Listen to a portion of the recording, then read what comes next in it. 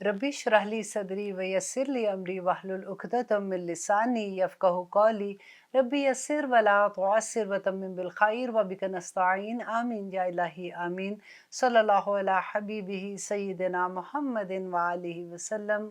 अस्सलामु अलैकुम व रहमतुल्लाहि व बरकातुहू। कैसे हैं आप लोग? अल्हम्दुलिल्लाह हम सूरत अल-माइदा का हमने आगाज़ किया हुआ है। लास्ट टाइम हमने मुश्किल से 3 आयात हुई थी, क्योंकि मैंने आपको यही बताया था कि इस पूरी सूरह में क्योंकि हलाल हराम के अहकामात हैं और इतनी खूबसूरत आयात हैं कि जब तक अभी भी यूँ लगता है कि उनका हक़ अदा नहीं हुआ। लेकिन मैं पूरी कोशिश करती हूँ कि जैसे उनका मेन मकसद आपको समझ आ जाए, ताकि हम आसानी से उस पे अमल कर सकें। लास्ट टाइम हमने पढ़ा था कि अल्लाह सुब्हानहू व तआला कहते हैं कि हुर्रिमत अलैकुमुल मैतता वद्दमा व लहमुल खंज़ीर, और फिर उसके बाद जिस पे अल्लाह के अलावा किसी का नाम लिया गया हो वो भी हराम है, और इसको जो कुर्बानी ऐसी है जो किसी आस्थाने पे ले जाके अब ज़बह की जाती है वो भी हराम है। इसके अलावा किस्मत के हाल के बारे में मैंने बहुत डिटेल से बात की थी कि वो भी अल्लाह सुब्हानहू व तआला कहते हैं कि पता करना हराम है। और अब ये था कि सहाबा नबी सल्लल्लाहु अलैहि वसल्लम के पास आते हैं, क्योंकि वो देखते हैं कि इतनी चीज़ें ये चीज़ें जो पहले वो कर रहे थे कि ये भी हराम है, ये भी हराम है, क्योंकि मुशरिकीन मक्का जो थे वो खून पिया करते थे, इसलिए उनको मैंने आपको लास्ट टाइम बताया था कि क्या रीज़न था और क्यों पीते थे। अब यहाँ पे अब नबी सल्लल्लाहु अलैहि वसल्लम के पास सहाबा आते हैं और वो क्या क्वेश्चन पूछते हैं, आगे इंशाल्लाह हम उसको देखेंगे। आज मेरा गला थोड़ा-सा आपको ख़राब लगेगा, क्योंकि अभी मैंने 3 घंटे की क्लास दी है और उसके अंदर क्योंकि शुरू में हम ग्रामर कर रहे थे, फिर हमने तफ़सीर किया था, तो अब ये कि हम अल्हम्दुलिल्लाह मुझे ये क्लास भी करनी थी। अल्लाह सुब्हानहू व तआला इंशाल्लाह बीच में मुझे ठीक कर देंगे।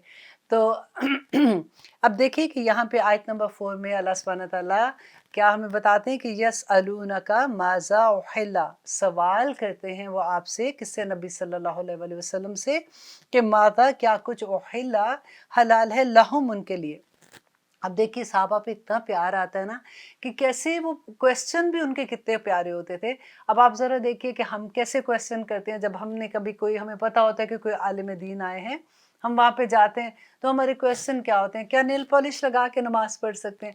क्या हमने घर ख़रीदना है तो क्या हम बैंक से सूद ले सकते हैं? उसकी कितनी इजाज़त है? हमें यही होता है कि जो अल्लाह सुब्हानहू व तआला के ऐसे अहकामात हैं जिससे उन्होंने मना किया, उसकी कोई छोटी पतली गली निकल आए ताकि हम वो काम कर सकें। अब सहाबा क्या था कि वो पूछते हैं कि हमें पता चले कि क्या हलाल है, ताकि हम वो काम करें और हम कोई ऐसा काम ना करें जिस पे अल्लाह सुब्हानहू व तआला को नाराज़गी होगी, तो हम नेकी कमा सकें। तो आगे देखिए अल्लाह सुब्हानहू व तआला आगे से जवाब देते हैं कि कुल कह दीजिए, नबी सल्लल्लाहु अलैहि वसल्लम को कहते हैं कि आप इनको कह दीजिए उहिल्ला, हलाल की गई, लकुम, तुम्हारे लिए, अत्तय्यिबात, के तमाम पाकीज़ा चीज़ें। अब यहाँ पे देखिए कि पाकीज़ा चीज़ें कौन सी होती हैं, जैसे फॉर एग्ज़ाम्पल जिनको देख के कराहत नहीं आती। आप फल को देख लीजिए कि फल अगर गला सड़ा है तो अच्छा नहीं लगता, वो पाकीज़ा में नहीं आएगा। अगर क्या यहाँ से मुझे पाकिस्तान का याद आता है कि दही बड़ों के ऊपर मक्खियाँ कई दफ़ा बैठी होती हैं, जलेबियों में मक्खियाँ बैठी होती हैं, तो क्या वो तैयब होंगी? नहीं होंगी ना। तो अब ये आपने देखना है कि अल्लाह सुब्हानहू व तआला कहते हैं कि हलाल सिर्फ़ वो है जो तैयब है, जो पाक हैं, साफ़ सुथरी हैं। अब पाक जो होते हैं ना, वो 2 तरह की चीज़ें तैयब हैं। एक वो तैयब है जो तैयब बिज़ात है, मीन्स कि उसके इंग्रीडिएंट, जैसे अगर आप देखें कि कोई भी चीज़ आप खाते हो तो उसमें इंग्रीडिएंट जितने भी हैं उसके, वो सारे पाक हैं। फॉर एग्ज़ाम्पल आप देखें कि अगर केक हलाल है ना, उसको खाना तो मना नहीं है, लेकिन अगर उसके इंग्रीडिएंट में कोई ऐसा होता है, रम डाली होती है, आजकल अक्सर ऐसा होता है कि पार्टीज़ में जाते हैं तो कई दफ़ा ऐसा पता चलता है, ओ ये केक ना खाना, एक दूसरी दोस्त दूसरी को कहती है उसके अंदर रम होती है, या फ़लाँ अपनी तरफ से तो बड़े-बड़े जैसे रेस्टोरेंट होते हैं कि वहाँ से फ़लाँ जगह से हमने केक मँगाया है, लेकिन उसके इंग्रीडिएंट्स कई दफ़ा लोग नहीं ध्यान कर रहे होते, लेकिन वो हलाल नहीं है। और इसके अलावा आप देखिए, जैसे हम फॉर एग्ज़ाम्पल फ्राइज़ खाते हैं, अगर मैकडॉनल्ड्स से हम लेके फ्राइज़ खाते हैं, हम ये सोचते हैं कि फ़्राइज़ तो हलाल हराम का चक्कर नहीं है, तो हम फ्राइज़ ले सकते हैं। लेकिन अगर वो फ्राइज़ जो हैं वो किसी ऐसे ऑयल में बने हुए हैं, या फिर आप वो लोग हैं जो कहते हैं कि अहले किताब का हम तो खाते हैं, वो उस कैटेगरी में आ जाते हैं, और वो ये समझ के खाते हैं कि हम तो सुअर नहीं खा रहे हैं, हम तो वो पिग का गोश्त नहीं खा रहे, लेकिन हम लोग तो रेगुलर जैसे बीफ का पैटी होता है उसके साथ खा रहे हैं। تو ہم یہ بھی نہیں دیکھتے کہ ایک ہی جگہ پہ سے وہ بھی فرائی ہو رہا ہے، جو پگ کا پیٹی ہے وہ بھی وہاں سے فرائی ہوتا ہے، اور جو گوشت ہے وہاں پہ فرائی ہوتا ہے. تو یہ چیزیں ہمیں دیکھنی پڑتی ہیں. میں اسی لیے آپ کو چھوٹی چھوٹی اگزامپلس دے کے بتاتی ہوں. کئی دفعہ ہم یہ چیزوں پہ دھیان نہیں دے رہے ہوتے. تو وہ چیزیں جو ذات کے حساب سے بھی پاک ہیں، اور وہ چیزیں جو طیب بالسبب ہیں، مینس کہ جو جس سبب سے آپ وہ چیز بائی کرتے ہو آپ کی کمائی حلال ہے.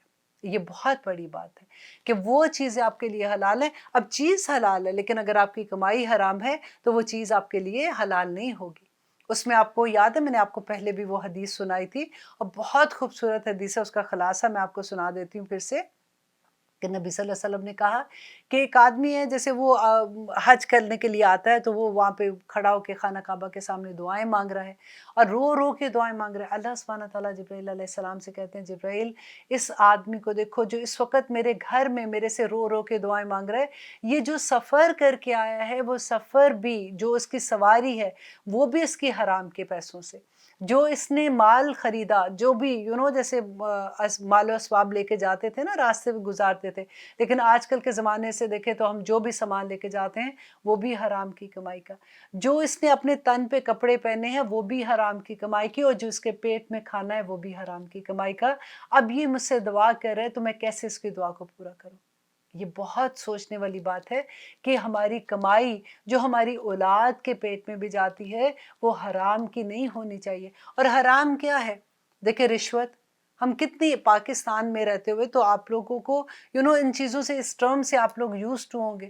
یہاں پہ رہ کے امریکہ میں آپ دیکھیں، مجھے کئی دفعہ اتنی افسوس سے یہ بات کہنی پڑتی ہے کہ یہاں پہ رہ کے ہم لوگ ایسے تصور بھی نہیں کر سکتے کہ کسی امریکن کمپنی میں آپ جا رہے ہیں اور وہاں پہ آپ کسی کو رشوت دے دیں.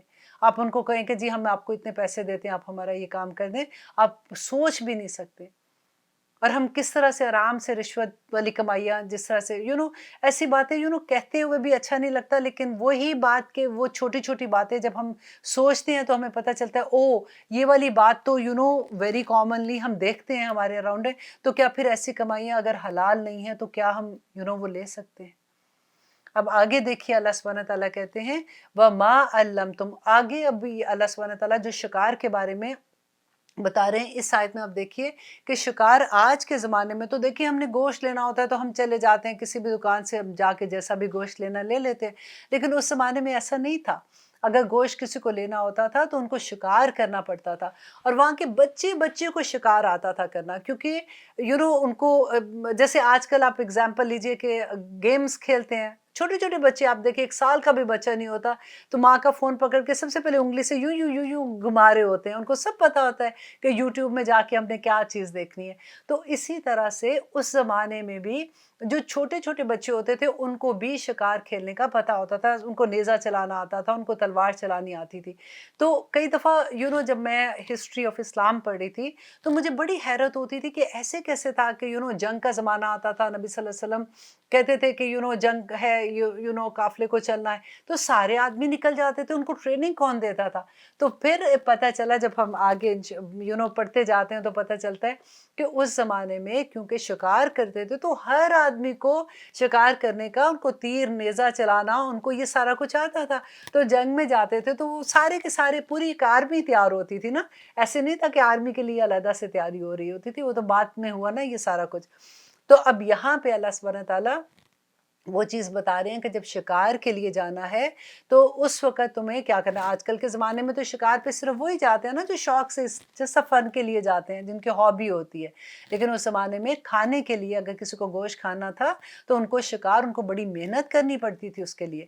تو اللہ کے سبحانہ تعالیٰ کہتے ہیں وَمَا عَلَّمْتُمْ، اور جو سکھایا تم نے، مِنَ الْجَوَارِحِ، اور شکاری جانوروں کو، مُقَلِّبِينَ، شکار کی تعلیم دینے والے، تُعَلِّمُونَهُنَّ، تم سکھاتے ہو انہیں، مما، اس میں سے، جو علمکم اللہ، کہ جو تم کو سکھایا اللہ نے. اللہ اکبر. اب دیکھیے کہ یہ تعلیم، یہ تو دنیاوی تعلیم کی بات ہو رہی ہے نا، کہ جو اللہ سبحانہ تعالیٰ کہتے ہیں شکاری جانور، جیسے کتا تھا اس وقت جو شکار کے لیے وہ صداتے تھے، یا باز تھا یا شکرا تھا، ایسے وہ جانور ہوتے تھے جن کو وہ شکار کے لیے صدایا کرتے تھے. تو اللہ سبحانہ تعالیٰ یہاں پہ جو کہتے ہیں کہ ان کو تم نے تعلیم دی کس چیز کی؟ شکار پکڑنے کی، اور وہ تعلیم تمہیں کس نے دی تھی؟ جو تم نے ان کو دی، جو تمہیں اللہ سبحانہ تعالیٰ نے سکھایا۔ اس سے پتہ چلتا ہے کہ دنیاوی علم بھی سارے کے سارے اللہ سبحانہ تعالیٰ کے ہی ہیں۔ ہماری نیت بس صاف ہونی چاہیے، نیت خالص ہوگی تو وہ علم بھی ہماری عبادت بن جائے گا۔ آدم علیہ السلام کو اللہ سبحانہ تعالیٰ نے سب سے پہلے جو علم سکھایا تھا وہ کیا تھا؟ اور ان کو فضیلت کس علم پہ دی تھی؟ اللہ سبحانہ تعالیٰ نے وہ دنیاوی علم ہی ان کو سکھایا تھا۔ اور یہاں پہ بھی اللہ سبحانہ تعالیٰ کہتے ہیں اور لوگ کیا کرو، جب تم کتے کو شکار کے لیے چھوڑتے ہیں تو طریقہ کیا تھا کہ جو شکار کے لیے چھوڑتا ہے وہ پہلے بسم اللہ پڑھے گا، اور پھر وہ اس جانور کو جو بھی ہے وہ چھوڑتا ہے، اور وہ شکار اسی طریقے سے پکڑ کے لاتا ہے جیسے اس کو سکھایا گیا تھا، یا کان سے پکڑتا ہے یا دم سے پکڑتا ہے، ایسے نہیں کہ شکار کو کھا جاتا ہے یا پھر اس کو ایسی جگہ پہ زخم لگاتا ہے کہ مردہ شکار لے کے اس کے پاس آ جاتا ہے، کہ وہ اس کو سکھایا ہوا ہوتا ہے۔ تو اب یہاں پہ دیکھیے کہ ایک کتے کو بھی آپ جب چھوڑیں شکار کے لیے تو اللہ سبحانہ تعالیٰ کہتے ہیں کہ اللہ کا نام لو، بسم اللہ پڑھو۔ اب بسم اللہ کی طرح سے اب یہ دیکھیے کئی دفعہ وہ جو ایک ہم نے حدیث سنی ہے، اس کا میں خلاصہ پھر سے بیان کر دیتی ہوں، اس کو ہم نے اتنا مس یوز کیا ہے، جس کی کہانی کہ جو حضرت عائشہ والی حدیث تھی کہ انہوں نے نبی صلی اللہ علیہ وسلم سے پوچھا تھا، کیونکہ اس زمانے میں لوگ مسلمان ہو رہے تھے اور نئے نئے لوگ مسلمان ہوتے تھے، تو یہ دیہاتی مسلمان تھے۔ تو حضرت عائشہ نے پوچھا نبی صلی اللہ علیہ وسلم سے کہ ایک شک ہوتا ہے کہ بی یہ صحیح طرح سے وہ ذبح نہیں کرتے ہیں، تو کیا ہم ان کا گوشت کھا سکتے ہیں؟ تو نبی صلی اللہ علیہ وسلم نے کہا کہ بسم اللہ کر کے کھا لیا کرو۔ اور اس میں اب دیکھیں کہ ریزن کیا تھی کہ بسم اللہ کر کے کھا لیا کرو، مینز کہ جن کا گوشت کی بات ہو رہی ہے وہ مسلمان ہیں اور ان کو وہ ذبح کرتے تھے، لیکن ایک صرف تھوڑا سا شک تھا کہ بھی وہ ٹھیک طرح سے نہیں کرتے۔ تو نبی صلی اللہ علیہ وسلم نے کہا کہ کیونکہ وہ مسلمان ہیں، وہ ذبح کرتے ہوں گے، تم اپنے شک کی بنا پہ بسم اللہ پڑھ لو۔ اب اس بات کو لوگوں نے اتنا غلط طرح سے استعمال کیا کہ ذبیحہ ہے یا نہیں ہے، اہل کتاب نے اس طرح سے ذبح کیا، انہوں نے خون ڈرین جو سے باہر سارا نکالا ہے کہ نہیں کیا، بسم اللہ پڑھ کے کھا لو، کیونکہ وہ حدیث جو ہے حضرت عائشہ نے کہا کو نبی صلی اللہ علیہ وسلم نے کہا تھا کہ بسم اللہ پڑھ کے کھا لو۔ اب دیکھیے کہ بسم اللہ جو تھی یہ صرف مسلمانوں کو ہی اللہ سبحانہ تعالیٰ نے نہیں کہا تھا پڑھنے کے لیے۔ اگر آپ ہسٹری دیکھتے ہیں تو ابراہیم علیہ السلام کو آپ کو یاد ہے جب انہوں نے خواب میں دیکھا تھا اپنے بیٹے کو ذبح کرنے کا، اور پھر وہ دمبا جو ذبح کیا تھا، تو اس زمانے میں سے بھی یہی طریقہ تھا، شریعت نہیں بدلی اس کے بارے میں۔ جتنے نبی آئے ہیں ان کی شریعت میں ذبح کرنے کا یہی طریقہ تھا کہ خون بہاتے تھے۔ اب دیکھیں یہاں پہ بھی اگر حضرت نوح علیہ السلام کے زمانے میں آپ دیکھیے کہ بسم اللہ جب وہ کشتی پہ سوار ہوئے تھے تو انہوں نے کیا پڑھا تھا؟ بسم اللہ و مجریہا و مرساہا ان ربی لغفور الرحیم۔ تو اس وقت بھی انہوں نے بسم اللہ پڑھی تھی۔ حضرت نوح علیہ السلام حضرت ابراہیم علیہ السلام سے بہت پہلے تھے، اور اس کے بعد دیکھیے حضرت یوسف علیہ السلام نے، حضرت سلیمان علیہ السلام نے جو خط لکھا تھا انہوں نے پوری بسم اللہ لکھی تھی، بسم اللہ الرحمن الرحیم لکھا تھا، اور یہ قرآن میں ہے سارا کچھ۔ تو اس زمانے سے بھی یہی طریقہ تھا۔ اب دیکھیں جب ہم اللہ سبحانہ ہم کیوں بسم اللہ پڑھتے ہیں؟ سب سے پہلے تو ہم یہ دیکھیں نا، بسم اللہ اس لیے پڑھتے ہیں کہ ہم اللہ سبحانہ تعالیٰ سے اجازت طلب کرتے ہیں۔ یہ ساری مخلوق اللہ سبحانہ تعالیٰ کی ہے نا۔ آپ دیکھیے جب آپ کسی سے کوئی چیز لیتے ہیں تو آپ اس سے اجازت لیں گے نا۔ آپ کے پرس میں کوئی چیز ہے تو ایسا تو نہیں کہ آپ کی دوست ساتھ بیٹھی ہے وہ آپ کے پرس سے چیزیں اٹھا کے لے کے جا رہی ہے، وہ نہیں لے سکتی ہے۔ اگر آپ اللہ سبحانہ تعالیٰ کی مخلوق ہے، اگر آپ کو اس کو ذبح کرنا ہے، اس کا گوشت کھانا ہے، آپ کو حلال ہے، آپ کو اجازت ہے کھانے کی، لیکن آپ کس سے اجازت لیتے ہیں؟ جو اس کا مالک ہے۔ اب دیکھیے کہ پانی پیتے وقت بسم اللہ پڑھنا، کھانا کھانے وقت، اپنے کپڑے چینج کرنے بسم اللہ پڑھتے ہیں، نماز وضو کرتے ہیں بسم اللہ پڑھتے ہیں، ہر چیز سے پہلے اللہ سبحانہ نبی صلی اللہ علیہ وسلم نے کہا بسم اللہ پڑھو، اللہ سبحانہ تعالیٰ کی اجازت ہے۔ آپ کپڑے چینج کرتے ہیں بسم اللہ کیوں پڑھتے ہیں؟ کیونکہ قرآن میں ہے اللہ سبحانہ تعالیٰ نے کہا کہ شیاطین تمہیں اس جگہ سے دیکھتے ہیں جہاں سے تم ان کو نہیں دیکھ سکتے، اور جب تم بسم اللہ پڑھتے ہو تو تمہارے اور ان کے درمیان میں ایک دیوار آ جاتی ہے، وہ تمہیں نہیں دیکھ سکتے۔ اور پھر اتنی برکتیں بسم اللہ کی، جب اللہ کے نام سے آپ کوئی بھی چیز کھاتے ہیں وہ چیز امن بن جاتی ہے، آپ کے لیے خیر بن جاتی ہے۔ اب آپ انشاءاللہ اب دیکھتے ہیں کہ آگے لیتے ہیں چھوٹی سی بریک، پہ دیکھتے ہیں کہ آگے اللہ سبحانہ تعالیٰ کیا فرماتے ہیں۔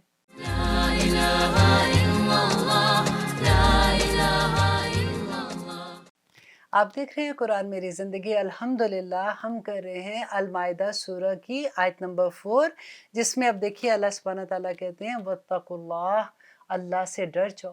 तकवा क्या है? देखिए हज़रत उमर की वो बात आपको याद है कि हज़रत उमर को किसी ने पूछा था कि तकवा क्या है?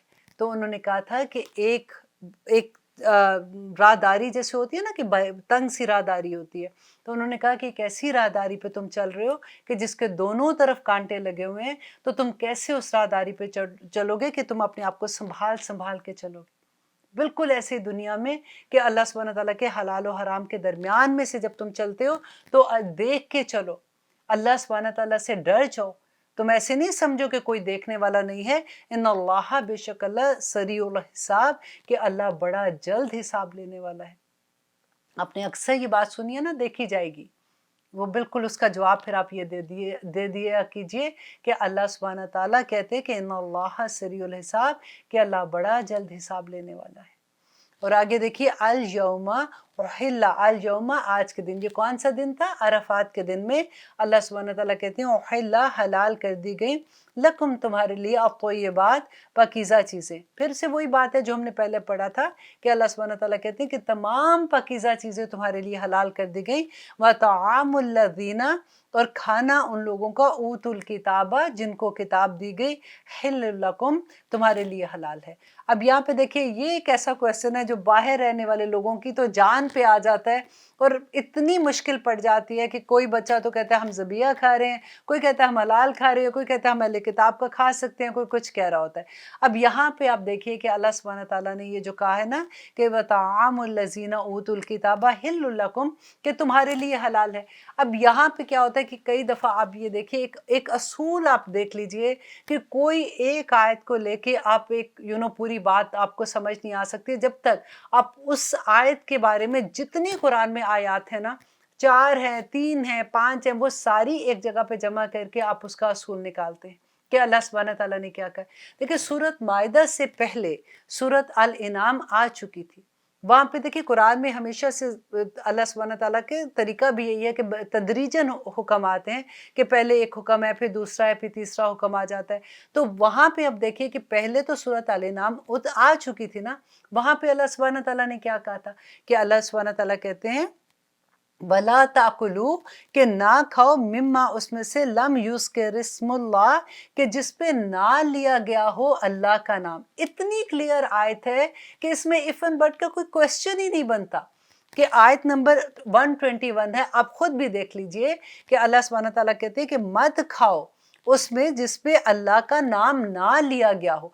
क्योंकि हम पहले ये पढ़ चुके ना, कि हमने पढ़ा था कि अल्लाह सुब्हानहू तआला ने, पिछली आयत में हमने पढ़ा था जहाँ पे हुर्रिमत अलैकुमुल मैतता का जिक्र आया था, कि अल्लाह सुब्हानहू तआला ने कहा कि तुम जिस पर गैर अल्लाह का नाम लिया गया हो वो तुमने नहीं खाना। तो लोग क्या क्वेश्चन करते हैं कि यहाँ पे अल्लाह सुब्हानहू तआला ने कहा है कि गैर अल्लाह का नाम जिस पे लिया गया हो, तो इसमें तो किसी का नाम ही नहीं लिया गया, तो हम खा सकते हैं। अब यहाँ पे देखिए, तो फिर इस आयत को क्या कहेंगे आप कि अल्लाह सुब्हानहू तआला कहते हैं वला ताकुलू, अब मत खाओ, मिम्मा, उसमें से, लम युज़्कर इस्मुल्लाह, कि जिस पे अल्लाह का नाम ना लिया, युज़्कर इस्मुल्लाह ही, अल्लाह का नाम ना लिया गया हो, अलैहि, जिस पर, व इन्नहु लफिस्क, तो यकीनन अल्लाह सुब्हानहू तआला कहते हैं कि ये जो है ये खाना गुनाह है। लफिस का लफ्ज़ इस्तेमाल हुआ है ना, खाना गुनाह है। और उसके बाद एक और आयत भी सूरत आल नाम में है, फ़कुलू, तो खाओ, मिम्मा, उसमें से, ज़ुक्र रस्मुल्लाही, जिस पे अल्लाह का नाम लिया गया हो, अलैहि, जिस पर, इन कुंतुम बि आयातिही मोमिनीन, अगर तुम अल्लाह की, उनकी आयात पर ईमान लाते हो, तो फिर उसमें से खाओ जिस पे अल्लाह का नाम लिया गया हो, और उसमें से मत खाओ जिस पे अल्लाह का नाम ना लिया गया हो। और फिर लोग क्या कहते हैं कि नहीं जी, वी डोंट केयर, अल्लाह ने तो कहा है कि तामुल लज़ीना ऊतुल किताबा हिल्लुल लकुम, कि अहले किताब का खाना तुम्हारे लिए हलाल है, हम खा रहे हैं। ऑफ कोर्स हलाल है, लेकिन आप ये देखिए कि क्या मुसलमान का खाना मुसलमान के लिए हलाल है ना? तो अल्लाह सुब्हानहू तआला ने तैयब की एग्जाम्पल में क्या बताया था कि अगर वो खाना हलाल रिस्क से है, तो अगर उसके इंग्रेडिएंट्स हैं हलाल हैं, तो फिर आप खा सकते हो। अगर यहाँ पे देखिए शर्त ये है कि अगर वो ज़बिया है, अगर उसका खून उसी तरह से निकाला हुआ है जैसे अल्लाह सुब्हानहू तआला ने उनकी वेन जैसे काटने का हुक्म है, उस तरह से ज़बह किया गया है, तो हलाल है तुम्हारे लिए। वाई? क्योंकि अहले किताब में सारी वो चीज़ें देखें जिन पे ये लोग भी उन्हीं चीज़ों पे बिलीव करते हैं اسی طرح سے رسول ان کے پاس آئے، ان کے پاس بھی آسمانی کتابیں ہیں، ان کے پاس بھی یہ لوگ ڈے آف ججمنٹ پہ بلیو کرتے ہیں، یہ بھی انہی رشتوں سے شادی سے منع ہوتے ہیں جس سے اللہ سبحانہ تعالیٰ نے مسلمانوں کو کیا تھا۔ تو بیسک تو ہم سب کا سیم ہے، لیکن یہاں پہ اللہ سبحانہ تعالیٰ جو کہتے ہیں کہ حلال ذبح کرنا جو خون، اب دیکھیے کئی دفعہ ہوتا ہے کہ ہمیں ایک ضد سی آ جاتی ہے، ہم کہتے ہیں کہ نہیں جی ہم تو کھاتے ہیں، ہم وی ڈونٹ کیئر اگر خون وہ نکالتے یا نہیں نکالتے، لیکن کیونکہ وہ اہل کتاب ہے، اللہ نے کہا ان کا کھانا حلال ہے، کھا لیں۔ آپ پہلے یہ دیکھیے اللہ سبحانہ تعالیٰ کی ہر بات میں حکمت ہے۔ اللہ نے کیوں منع کیا؟ اس لیے کہ جو خون تھا نا، جو جمع ہوا خون، دیکھیں جب میں نے حجامہ کا کورس کیا تو تب مجھے ریئلائز ہوا اور مجھے یہ پتہ چلا کہ ہمارے پورے جسم میں 2 سسٹم کام کرتے ہیں، پیرالل چلتے ہیں۔ ایک جو ہمارا ہارٹ ہے وہ خون پھینکتا ہے نا، وہ خون جاتا ہے، وہ طاقت دیتا ہے، پورے جسم میں جاتا ہے، ہماری دیکھیں وینز یہاں تک سے لے کے ہمارے پاؤں کے آخری حصے، چھوٹی چھوٹی وینز ہے، وہ سارا خون پمپ ہوتا ہے اور سارے جسم میں جاتا ہے۔ آپ یہاں پہ ایک ربر بینڈ باندھ کے دیکھیے، تھوڑی دیر میں آپ کا پورا یہاں سے آپ کی انگلی بلو ہونی شروع ہو جاتی ہے۔ وہ خون جو ہے ہماری زندگی ہے، ہمیں خون دیتا ہے، اور اس کے پیرالل جو سسٹم چل رہا ہوتا ہے وہ خون ہے جو ہماری جسم میں جو بری ساری چیزیں ہیں، جو ہمارے سیلز ٹوٹ جاتے ہیں، وہ سارے وہ لے کے وہ باہر باڈی کے وہ اس کو نکال دیتا ہے۔ اب کیا ہوتا ہے کہ آپ بالکل یہ دیکھیں جیسے ہمارے گھروں میں ڈرینیج سسٹم ہے، میں اسی لیے پہلے آپ کو خون کی اگزامپل دی ہے کہ آپ اس کو اچھے سے ریلیٹ کرو۔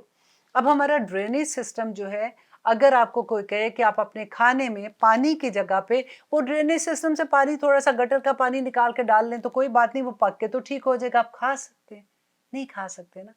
اب دیکھیے اس کے اندر حکمت ہے کہ خون نکلنا ہمارے لیے اچھا ہے، ہمارے لیے اچھا ہے، کیونکہ خون میں ساری وہ اتنی خراب چیزیں ہوتی ہیں جو ہماری جسم کے لیے تکلیف کی باعث ہوتی ہیں۔ تو اللہ سبحانہ تعالیٰ نے ہر شریعت میں یہی حکم ہے کہ وہ اس ذبح کر کے ان کا خون نکالا جائے، اور پھر اس کے بعد وہ حلال ہے تمہارے لیے، اور اہل کتاب کا کھانا تمہارے لیے، اگر آپ کو یہ پتہ لگتا ہے کہ وہ حلال اس طرح سے ذبح نہیں کیا ہوا، اور آپ کو یہ پتہ ہے اگر فار شور کہ وہ نہیں کرتے ہیں، تو پھر آپ کیسے کھا سکتے ہیں؟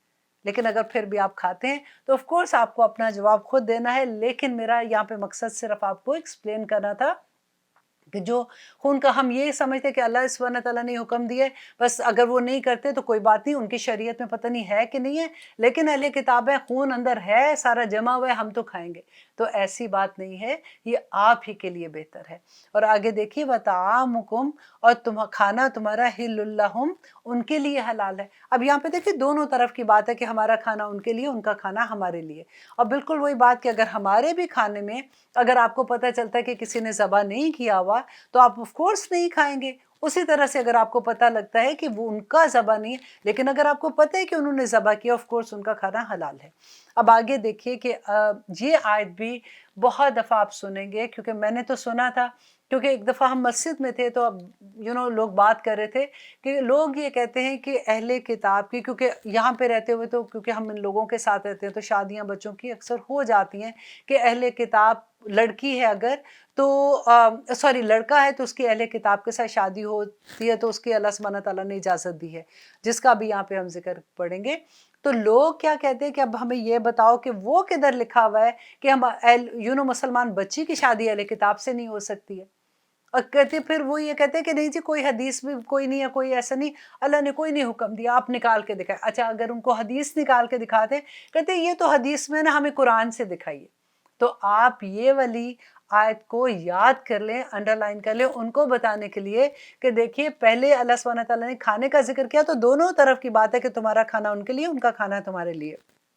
اب جب شادی کی بات آ رہی ہے تو اللہ سبحانہ تعالیٰ کہتے ہیں والمحسنات، اور پاک دامن عورتیں، کن کی بات ہو رہی ہے؟ پاک دامن عورتیں، من المؤمنات، مومن عورتوں میں سے، یہ مسلمانوں کی بات ہو رہی ہے کہ مومن عورتوں میں سے بھی کون سی عورتیں حلال ہیں؟ جو محسن عورتیں ہیں، جو نیک عورتیں ہیں، وہ تمہارے لیے حلال ہیں۔ والمحسنات، اور نیک اور پاک دامن عورتیں، من الذین اوتوا الکتاب، ان لوگوں میں سے جن کو کتاب دی گئی، ان کی بھی کون سی عورتیں حلال ہیں؟ جو پاک اور نیک عورتیں ہیں وہ حلال ہیں، کتاب دی گئی من قبلکم، تم سے پہلے۔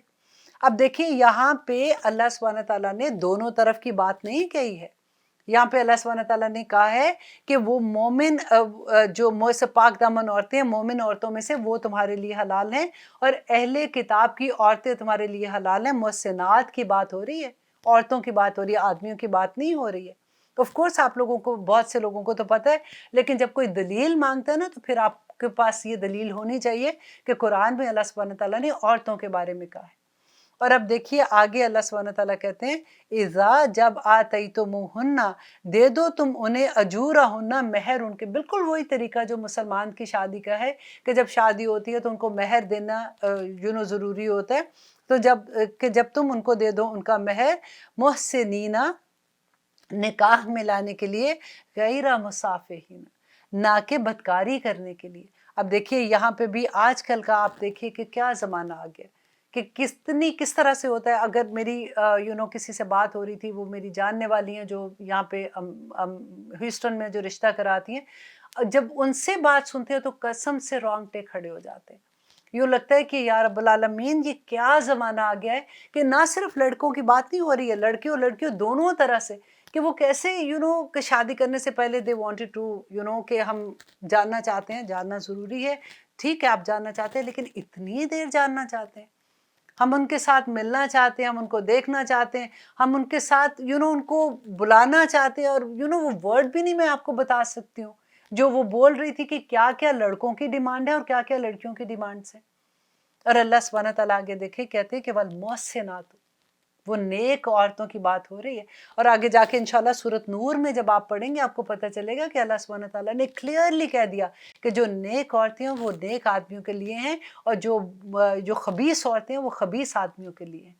अब देखिए जब शादियां करते हैं तो हमारा जो अल्लाह सुब्हान नबी सल्लल्लाहु अलैहि वसल्लम ने क्या क्राइटेरिया दिया था कि जब तुम देखो ये सारी चीज़ें देखते हुए सबसे प्रायोरिटी किसको देनी है, उसके दीन को दो। दीन वाला बच्चा देखो, दीन वाली बच्ची देखो। आज हमारी प्रायोरिटी सबसे आखिर में बल्कि है ही नहीं है, है ही नहीं है।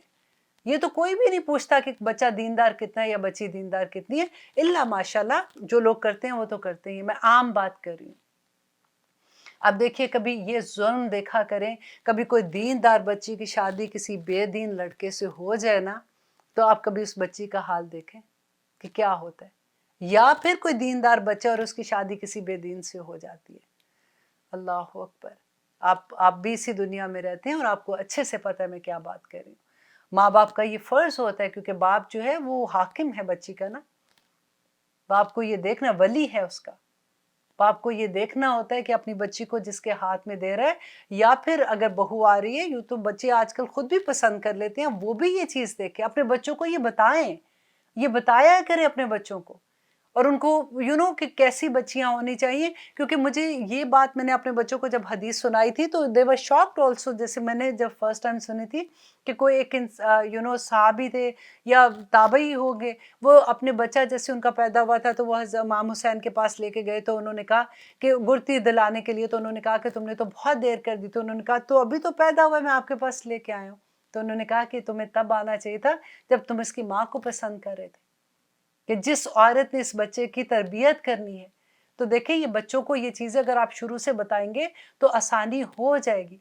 हम कई दफ़ा कहते हैं कुछ नहीं होता, बच्चे कहाँ सुनते हैं, ऐसी बात नहीं होती। लेकिन आप वल्लाही मैं आपको कह रही हूँ, अगर आप अपने बच्चों को शुरू से ये बातें बताएंगे उनको ज़रूर समझ आएगी।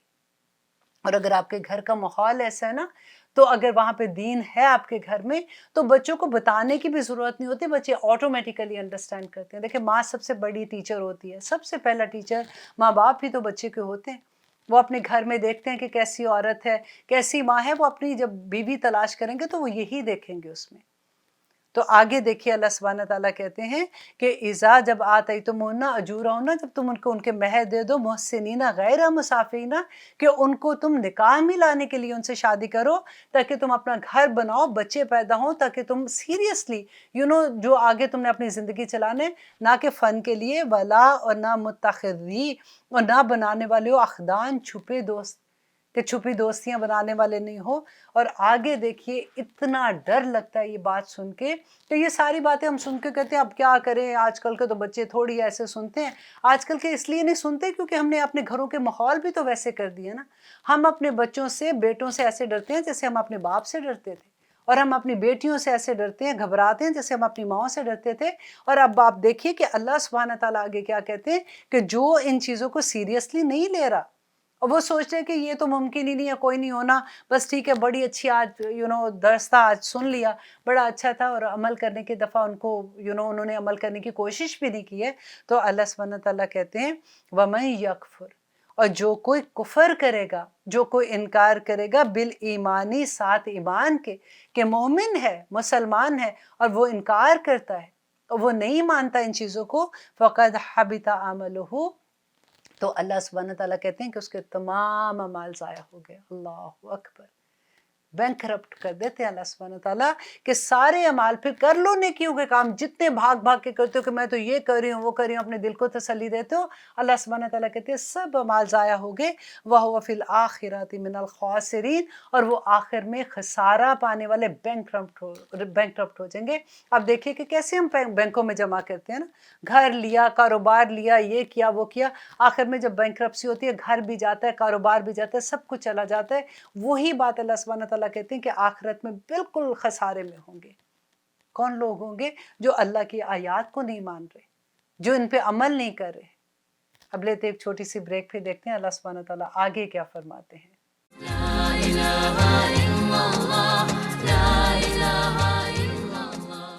آپ دیکھ رہے ہیں قرآن میری زندگی، الحمدللہ ہم کر رہے ہیں سورۃ المائدہ آیت نمبر 6، جس میں اب دیکھتے ہیں کہ اللہ سبحانہ تعالیٰ ہمیں کیا بتاتے ہیں کہ یا ایھا الذین آمنو، اے لوگو جو ایمان لائے ہو۔ دیکھیے اس میں اتنی دفعہ ایمان والوں کی پکار ہوگی، تو کیونکہ اس کے بعد کوئی نہ کوئی ایسا حکم آ رہا ہوتا ہے کہ اللہ سبحانہ تعالیٰ چاہتے ہیں کہ غور سے سن لو کہ اے لوگو جو ایمان لائے ہو، اذا قمتم، جب کھڑے ہو تم، الی الصلاۃ، نماز میں، فاغسلوا، تو دھو لیا کرو، وجوہکم، اپنے چہروں کو۔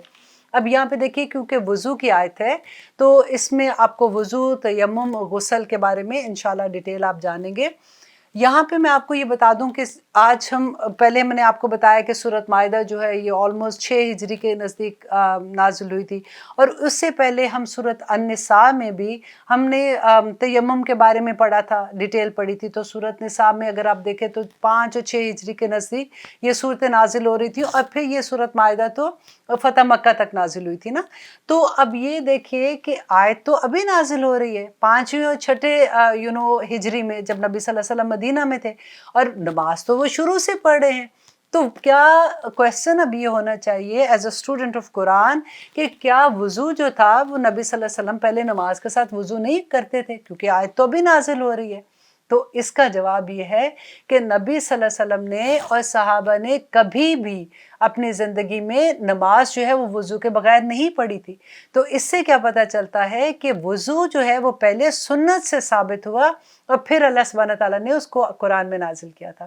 اور سنت سے دیکھیں، اس کا جواب ان لوگوں کے لیے ہے کہ جو سنت پہ یقین نہیں کرتے نا۔ بعض لوگ کہتے ہیں وہ سنت سے انکار کر دیتے ہیں، وہ کہتے ہیں نہیں جی نہیں، ہمیں بتاؤ قرآن میں کدھر لکھا ہوا ہے۔ تو پھر آپ ان کو یہ آیت بتا کے بتائیں کہ اب ہمیں بتائیں کہ اگر آپ قرآن پہ یقین رکھتے ہیں اور سنت پہ یقین نہیں رکھتے، تو آپ بتائیے کہ کیا پھر ایسے نماز ہو سکتی تھی؟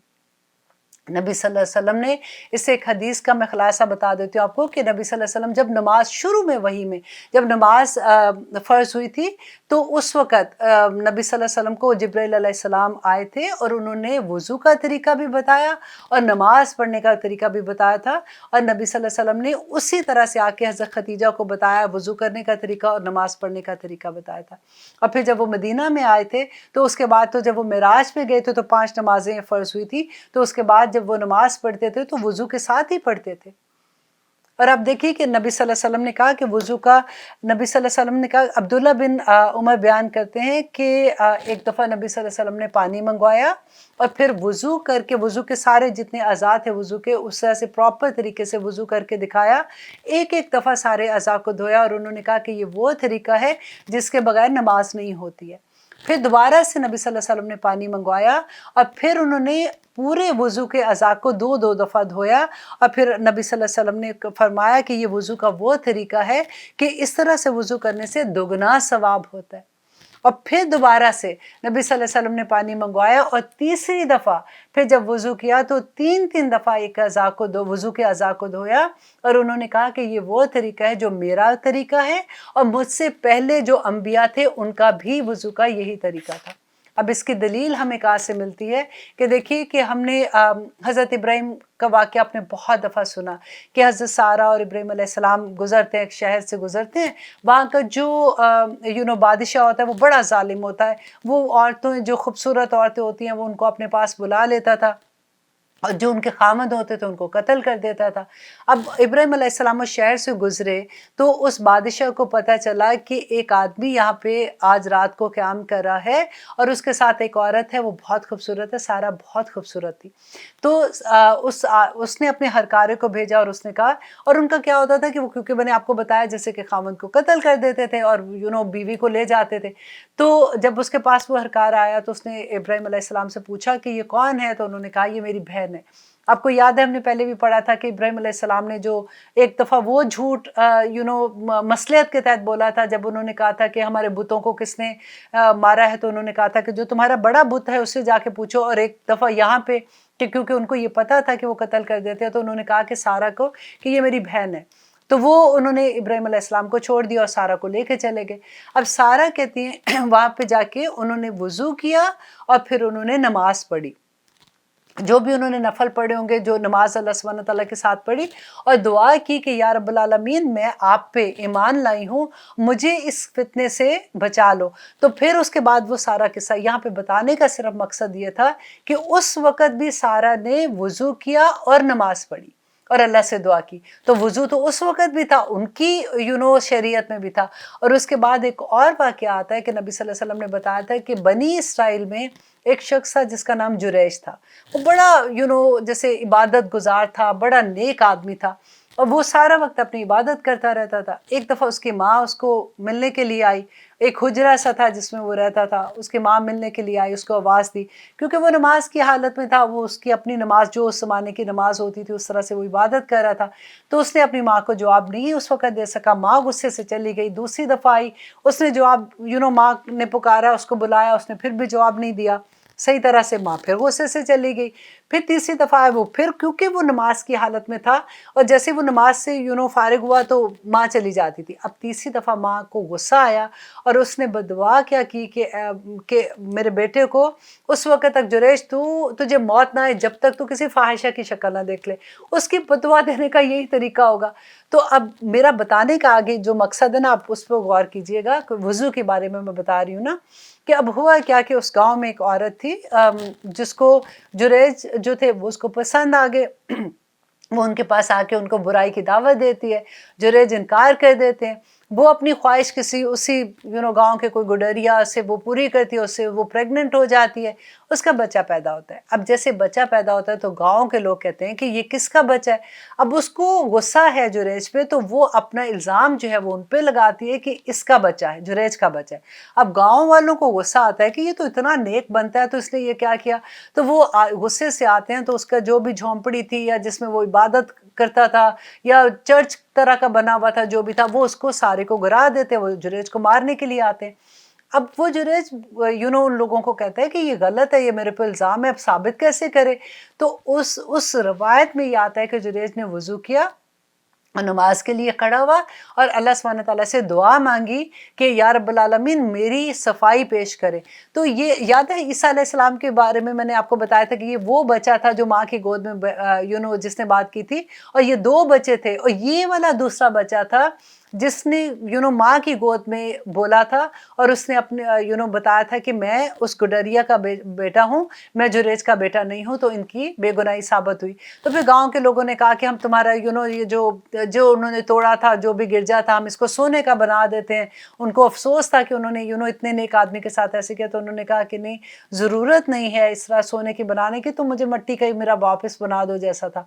लेकिन बताने का मकसद ये था कि वज़ू उन्होंने भी उस वक़्त किया था। तो जो अल्लाह सुब्हानहू तआला यहाँ पे इस आयत में कह रहे हैं, या अय्युहल्लज़ीना आमनू, ए लोगो जो ईमान लाओ, इज़ा कुमतुम, जब तुम खड़े हो लस्सलाती, नमाज के लिए, फ़ग़सुलू वजूहकुम, तो अपने चेहरों को धो लिया करो। اب ابو ہریرہ سے ایک روایت ملتی ہے کہ رسول اللہ صلی اللہ علیہ وسلم نے کہا کہ جب تم وضو کرو تو بسم اللہ والحمد للہ پڑھ لیا کرو۔ تو جب ہم شروع میں جیسے وضو سٹارٹ کرتے ہیں نا تو بسم اللہ والحمد للہ پڑھ لیا کرو، تو جب تک تم وضو کی حالت میں رہتے ہو تو یہ کرامن کاتبین جو ہیں وہ تمہارے لیے نیکیاں لکھتے جاتے ہیں۔ الحمدللہ۔ اور ایک اور بات میں آپ کو اس کے بارے میں تھوڑی سی آپ کے ساتھ شیئر کر دیتی ہوں، تاکہ آپ جب وضو نیکسٹ ٹائم کریں گے تو آپ اتنے شوق سے وضو کریں گے، کیونکہ کئی دفعہ ہوتا ہے نا سستی ہوتی ہے کہ ہاں چلو کوئی بات نہیں، بعد میں کر لیں گے، اور آسانی ہے کہ اگر آپ کا وضو نہیں ٹوٹا ہوا تو آپ ڈیفینیٹلی دوسری نماز بھی پڑھ سکتے ہو، تیسری بھی پڑھ سکتے ہو، لیکن جب ہمیں اس کو اجر سمجھ آتی ہے نا پھر بہت مزہ آتا ہے۔ کیونکہ نبی صلی اللہ علیہ وسلم نے ابو ہریرہ سے پوچھا تھا کہ ابو ہریرہ تم ایسا کیا عمل کرتے ہو کہ میں نے جنت میں اپنے سے پہلے آگے تمہارے قدموں کی آواز سنی؟ تو ابو ہریرہ نے کہا تھا کہ میں وضو کے بعد تحیت الوضو کے 2 نفل ہم جیسے پڑھتے ہیں نا وہ پڑھتا ہوں میں، اور تو کوئی ایسا کام نہیں کرتا۔ تو دیکھیے کتنا بڑا اس کا اجر ہے۔ اور وضو کے بارے میں حضرت عبداللہ بن عمر کہتے ہیں کہ رسول اللہ صلی اللہ علیہ وسلم نے فرمایا تم میں سے جو شخص اچھی طرح وضو کر کے مسجد میں جائے اور اس کا ارادہ صرف مسجد میں عبادت کے لیے جانا ہو تو اس کے ہر قدم پر اللہ سبحانہ تعالیٰ ایک درجہ بلند کرتا ہے اور اس کو ایک نیکی عطا کرتا ہے۔ اب دیکھیے ایک درجہ کوئی چھوٹی بات ہے، ایک درجے سے دوسرے درجے کا فاصلہ، اور دیکھیں نبی صلی اللہ علیہ وسلم نے کیا بتایا تھا کہ جیسے تم یہاں پہ دیکھیں ستارے کتنے بڑے ہیں نا، اگر ہمیں کتنے سے ٹمٹماتے ہوئے چھوٹے چھوٹے ستارے نظر آتے ہیں، اسی طرح سے اتنا فاصلہ ایک درجے سے دوسرے درجے میں، تو ایک قدم پہ اب سوچیے اب جب گاڑی میں بیٹھ کے جاتے ہیں مسجد میں وہ ہمارے قدم ہی ہوتے ہیں جتنی دور سے آپ جاتے ہیں، کیونکہ ایک دفعہ ایک قبیلے کے لوگوں نے نبی صلی اللہ علیہ وسلم سے پوچھا تھا کہ ہم مسجد کے قریب آ جائیں کیونکہ وہاں پہ جگہ خالی ہو رہی تھی، تو نبی صلی اللہ علیہ وسلم نے کہا کہ تم کیوں اپنا اجر ضائع کرتے ہو، تم تھوڑی دور سے آتے ہو تمہیں اتنا ہی زیادہ اجر ملتا ہے۔ اور آگے ایک اور حدیث میں آپ سے شیئر کرتی ہوں کہ حضرت عمر بن خطاب کہتے ہیں کہ رسول اللہ صلی اللہ علیہ وسلم نے فرمایا کہ جو شخص اچھی طرح سے وضو کرے اور پھر وہ یہ کلمات کہے اشہد لا الہ الا اللہ، مطلب وضو کمپلیٹ کرنے کے بعد اشہد لا الہ الا اللہ وحدہ لا شریک لہ واشہد ان محمدً عبدہ ورسولہ، اور اس کے علاوہ یہ بھی کہے کہ اللہم اجعلنی من التوابین وجعلنی من المتطہرین۔ یہ دونوں چھوٹی چھوٹی آیات ہیں، آپ لوگ یاد کر لیں کیونکہ پہلی آپ کو آتی ہے، دوسری والی میں کل بھی کسی کو یاد کرا رہی تھی، اس لیے ابھی پڑھتے ہوئے میں بھی رکی ہوں تھوڑا سا کہ اللہم اجعلنی، اے اللہ مجھے بنا دے، من التوابین توبہ کرنے والوں میں سے، وجعلنی اور مجھے بنا دے، من المتطہرین اور جو پاک لوگ ہیں، طہارت والے لوگ ہیں جن کو تو پسند کرتا، پاکی والے لوگوں میں مجھے شامل کر دے۔ اور جو بھی وضو کے آخر میں یہ پڑھے گا تو نبی صلی اللہ علیہ وسلم نے فرمایا کہ جنت کے 8 دروازے اس کے لیے کھول دیے جائیں گے، سبحان اللہ، اور اس کو کہا جائے گا تم نے جس دروازے سے تم نے داخل ہونا ہے تم اس میں داخل ہو جاؤ۔ ایک اور بہت خوبصورت حدیث ہے کہ نبی صلی اللہ علیہ وسلم نے فرمایا، ایک صحابی کہتے ہیں کہ انہوں نے فرمایا کہ ایک درخت کی خوش شاخ کو وہ پکڑ کے انہوں نے ہلا کے دکھایا کہ نبی صلی اللہ علیہ وسلم نے کہا تھا کہ اسی طرح سے جو اچھے سے وضو کرتا ہے نماز کے لیے اس کے گناہ ایسے جھڑ جاتے ہیں جیسے اس شاخ سے خزاں میں جیسے سوکھے پتے ہوتے ہیں، اس طرح سے ہمارے گناہ دھل جاتے ہیں۔ نبی صلی اللہ علیہ وسلم نے یہ بھی کہا تھا کہ وضو جیسے ہم کرتے ہیں نا، تو انہوں نے کہا کہ دیکھو جو نماز پڑھتا ہے اور وضو کرتا ہے وہ یہ سوچے کہ اس کے گھر کے آگے ایک ندی جا رہی ہے اور وہ صاف پانی ہے اور اس میں وہ دن میں 5 دفعہ نہاتا ہے، اس کے گناہ کیسے اس کے پاس رہ سکتے ہیں، وہ سارا پاک و صاف ہو جاتا ہے۔ الحمدللہ اتنی خوبصورت باتیں جب سنتے ہیں تو پھر دل چاہتا ہے کہ وضو کا ٹائم 5 سے ہم دل چاہتا ہے کہ 10 دفعہ وضو کرتے رہے۔